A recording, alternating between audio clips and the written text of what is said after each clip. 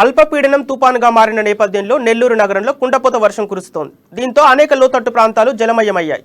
Atmakur bus stand, mini bypass road, BV Nagar, Padarupalli, Indiramma colony తదితర ప్రాంతాల్లో భారీ వర్షం పడింది.